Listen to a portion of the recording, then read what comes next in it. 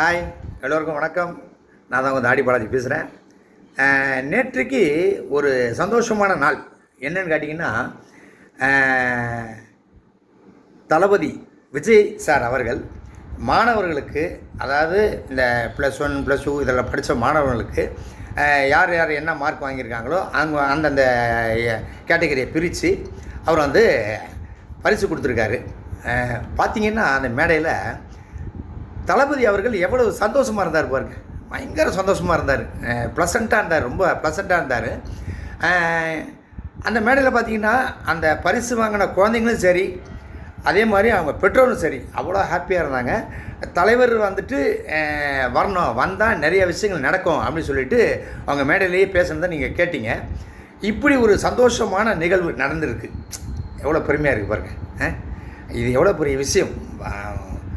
ஒரு வருடமும் அந்த தேதி வந்துச்சுன்னா ஆட்டோமேட்டிக்காக தலைவர் வந்து கூப்பிட்டு கொடுக்குறாருன்னா அது எவ்வளோ பெரிய விஷயம். இந்த சந்தோஷமான தருணத்தில் வந்துட்டு பார்த்திங்கன்னா இன்றைக்கி ஒரு வீடியோ பார்த்தோம். அது ரொம்ப சங்கடத்தை ஏற்படுத்துச்சு.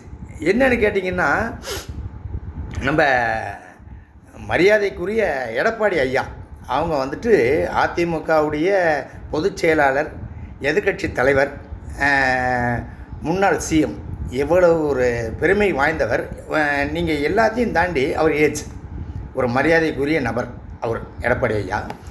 அவரை நம்ம தவேகாவில் வந்து முக்கிய பொறுப்பு போனவொன்னே கொடுத்துட்டாங்கல்ல டப்புன்னு. அவர் பேசுகிறாரு, நம்ம அண்ணாமலை சார் இருந்தாலும் அவருக்கு ஏதாவது பண்ணியிருக்கலாம், சேர்ந்துருப்பாங்க கூட்டணி, இவர்களாம் யார் செய்யணும்னு ஒரு உரிமையில் பேசுகிறார்.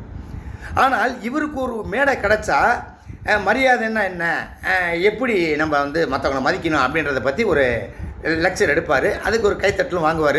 அது அவங்க கூட்டம், அவர் கைத்தட்டு தான், அவனை வேறு வழி கிடையாது.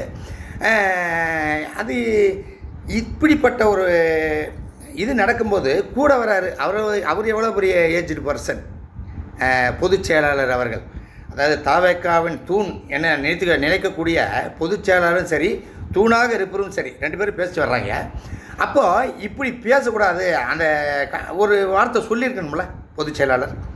நான் உங்கள் காலில் வந்து விழும்போது அவ்வளோ விமர்சனம் வந்துச்சு. நான் எல்லாருக்கிட்டையும் சொன்ன ஒரே விஷயம், அவருடைய எக்ஸ்பீரியன்ஸ், அவருடைய வயசு, அதுக்காக தான் காலில் விழுந்தேன். வேறு எதுவும் அவரை என்னை விழலாம் சொல்லவே இல்லை, நான் தான் விழுந்தேன் அப்படின்னு. இது ஒரு பக்கம் இருக்கட்டும்.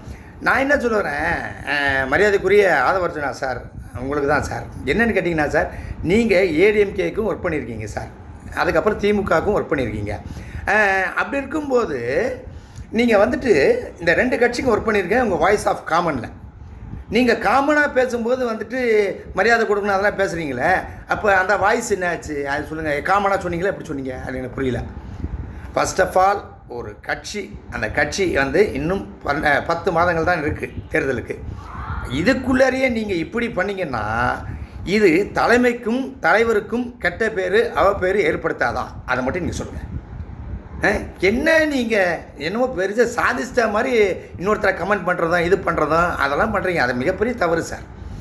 அது நீங்கள் பார்த்துங்க. ஏன்னா நான் இப்பயும் சொல்கிறேன், என்றைக்காக இருந்தாலும் ஒரு அழைப்பு நிச்சயமாக தவேகா தலைவரும் என்னுடைய நண்பரும் கிட்டேருந்து வர்றோம்.